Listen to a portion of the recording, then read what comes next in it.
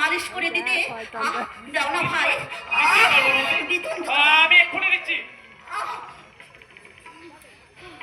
একই দিগন্ত, একই করছো, একই করছো।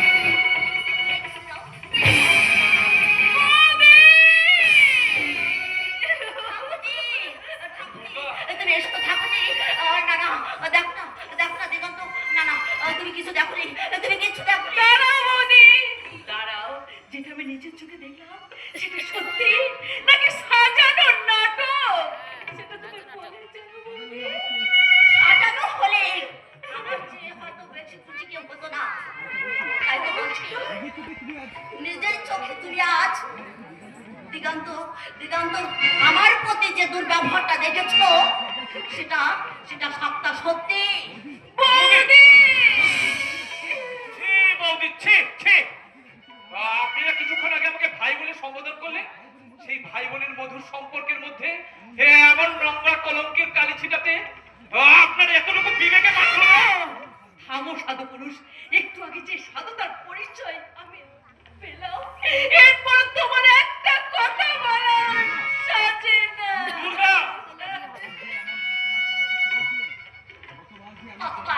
কতবার যে আমার সর্বনাশ করতে চেয়েছিল, আমি আমি তোমাকে কিছু বলিনি, শুধু তোমার সম্পর্কটা নষ্ট হবে বলে। বৌদি আজ ভাগ্যিস তুমি সত্যিটা সব দেখে ফেলেছো। তাই তো তাই তো তাই না হলে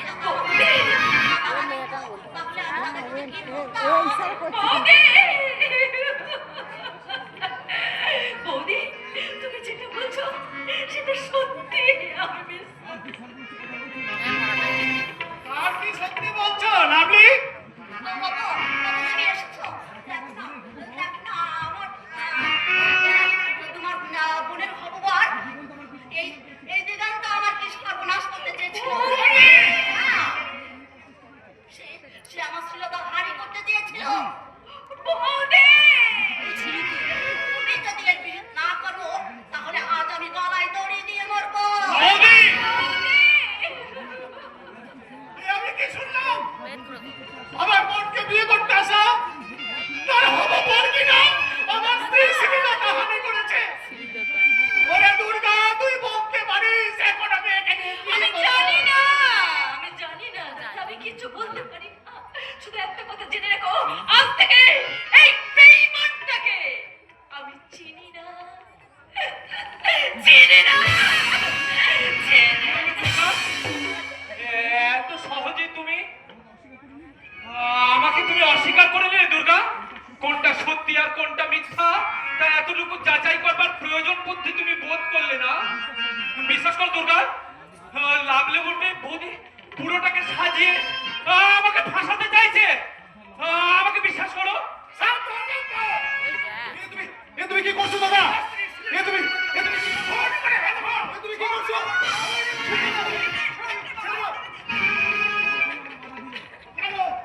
কেন তোমরা আমাকে কথা দিলে?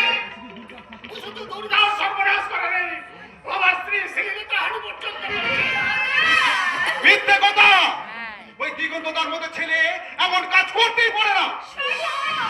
সেই যদি দিগন্তের মুখ থেকে শুনবো বলে তোমার মুখ থেকে আমরা শুনতে চাই বাবা।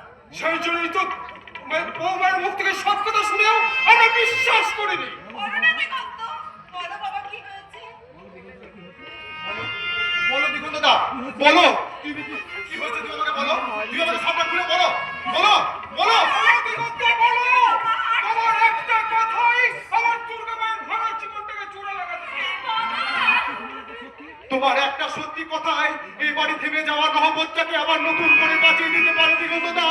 বলো দিগন্ত দা, তুমি চুপ করে থেকো না। বলো বলো দিগন্ত দা, তুমি বলো বলো। কণ্ঠ আমার বোবা হয়ে গেছে, মনোবিনায় ভেঙে গেছে সুর আমার। আমি স্তব্ধ বধির, হৃদয়ে শুধুই বেদনা বিধুর। দিগন্ত বিবেকের দ্বার রুদ্ধ আমার, বোবা হয়ে গেছে ভাষা।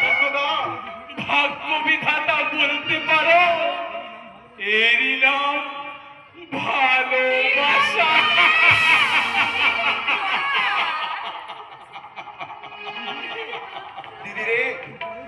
এরপর তুই বলবি দিগন্ত দা অন্যায় করেছে, অন্যায়। দিগন্ত কোনোদিন